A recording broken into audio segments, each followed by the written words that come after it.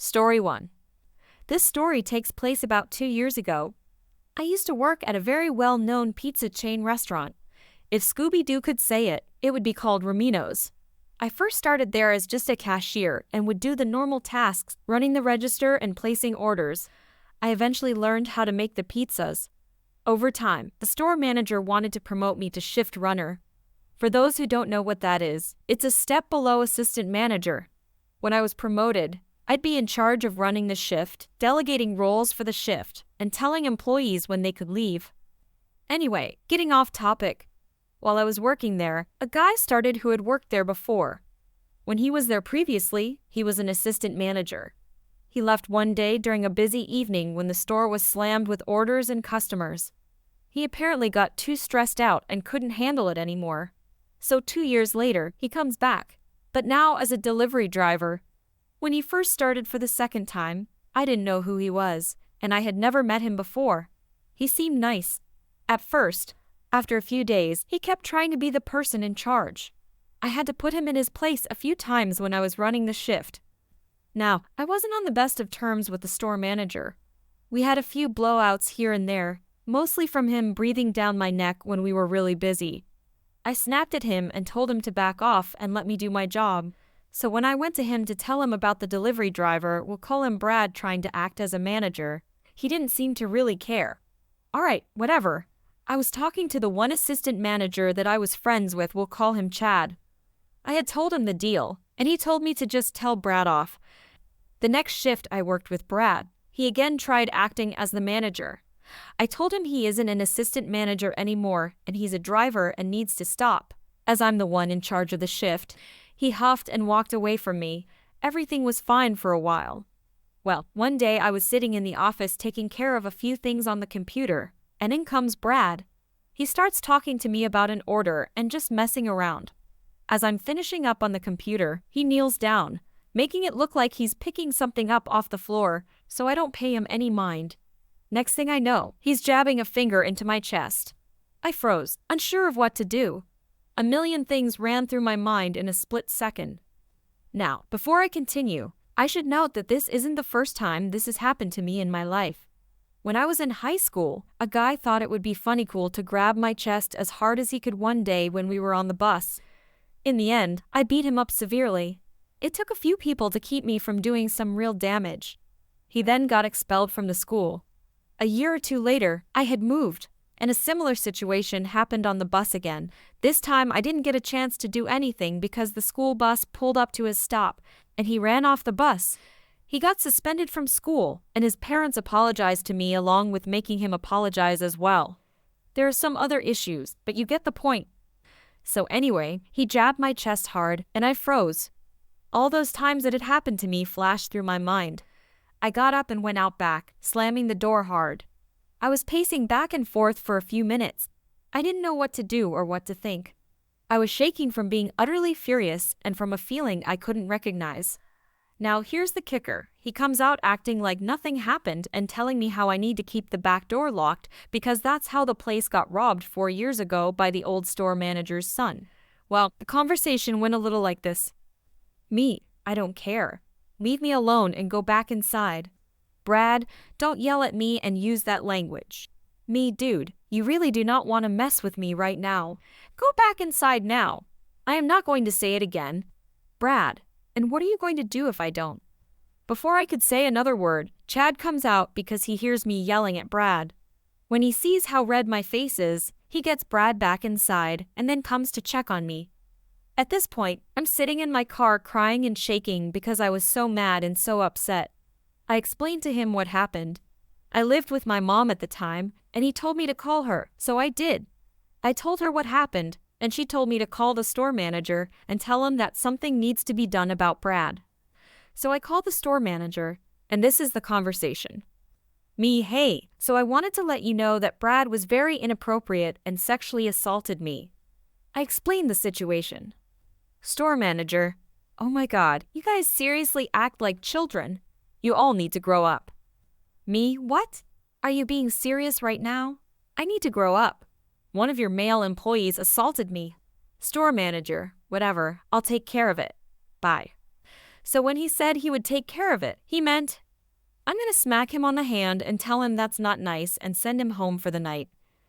Okay, fine. I take it a step further and call the district manager. He doesn't answer, so I left a voicemail telling him that I needed to discuss something with him regarding Brad, and that if I didn't receive a phone call back, I was gonna press charges on Brad. Never got a call back. So I take it another step further. I decide to file a police report, got my statement written up, and had a court date set. Now, mind you, the day he got arrested, we were all working. Myself, Chad, Brad, and the store manager, plus a bunch of others. When the police officer that I had given my statement to came in and arrested him, the look on Brad's face was amazing, and the look on the store manager's face was priceless too. The store manager kept asking the officer why he was arresting Brad, and the officer said that he wasn't at liberty to tell him, and that if Brad would like to say, then he could tell him. Well, Brad was released a couple of hours later, and it turns out the district manager bailed him out. I was livid, so Brad came back to the store and told the store manager what happened and why he was arrested. Well, I got sent home early because of the issue. I was told neither Brad nor myself would be allowed to return to work until after the issue was resolved in court. Well, my mom worked next door, and guess who she saw back at work the next day having a jolly old time with the store manager and district manager? You guessed it, Brad was back at work already. I call up the district manager and ask why Brad is allowed back, but I'm not.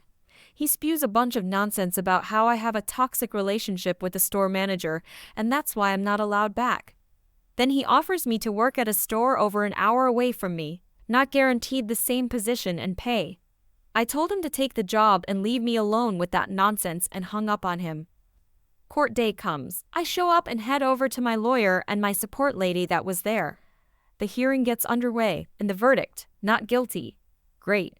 If only I had gotten this guy who I'll call Zach to come, not his real name for privacy reasons. Remember how I said Brad used to work there a few years ago? Well, that's when Zach was there. Zach was 16 then, and Brad was 32. He told Zach to get down on his knees and to perform an inappropriate act. If Zach had come to the hearing, I could have gotten a guilty verdict. But because I had no proof of what he did, he got off free. Well, this is where my revenge takes place.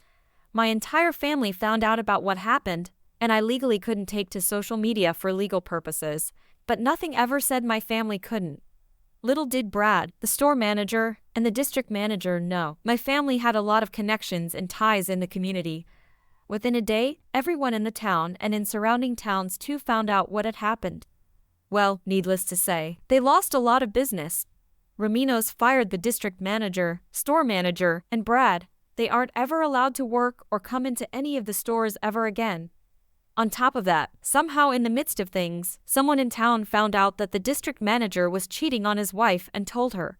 She divorced him and got everything.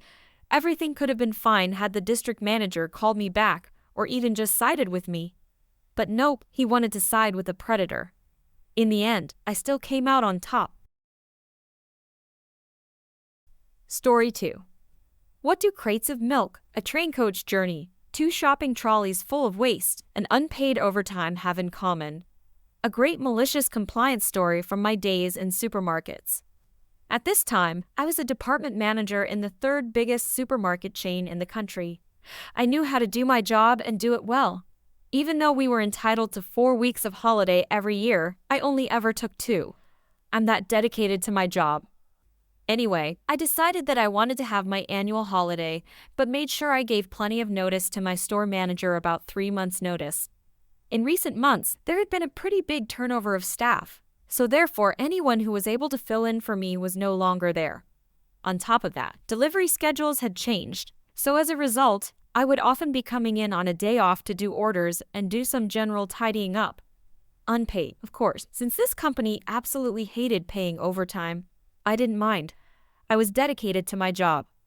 I asked my store manager, when I put in for my holidays, which were approved straight away, who he would like me to train up to run the department while I was on holidays. He said we can wait until closer to the date. I was fine with that. I asked again about 2 months out, and then 1 month out. Again, he said we can wait until closer to the date. 2 weeks before my holidays, and still I had not trained anyone to cover for me. I started talking to one of my friends there who was keen on getting experience in other departments and started showing her a few things. It was about this time that the store manager started having to come in on my day off to do reports for head office. When he saw me in as well, he asked me to stop coming in and doing overtime. I said that I had to because of the delivery schedule, and he simply told me to do the orders earlier and that me coming in on my days off makes his statistics look bad. I'm not getting paid, so what statistics? I then asked him about training someone, and he said, "So-and-so knows how to do orders, he can do it." This person had no idea how to do orders for my department. There were different systems and requirements for ordering. I said I would be happy to show someone, and he ordered me to go away. Fine. 1 week before going on holidays, I tried to sneak in to do the orders to comply with the delivery schedule. I was just about done when the store manager came in. He sees me and calls me into the office. Once again, he says he doesn't want to see me here on a day off, no matter what. He says when I get back from holidays, he is going to call in human resources and says that there may be a warning going onto my file as a result. Again, a company complaining about unpaid overtime? I also mentioned that there is more to running my department than just putting an order into the system. There is calculating what to order, when to order, how to run specials on the right products, etc. And the store manager simply replies, "Anyone can do it. It isn't difficult." Fine. If he wants to be like that, I can be like that. Cue the malicious compliance. For the next week, I made sure there was absolutely no unpaid overtime. I clocked on exactly on time to the second, and clocked off at the exact time to the second. If there was a late delivery that came in and there were 2 large ones that did, I just left in the middle of the delivery.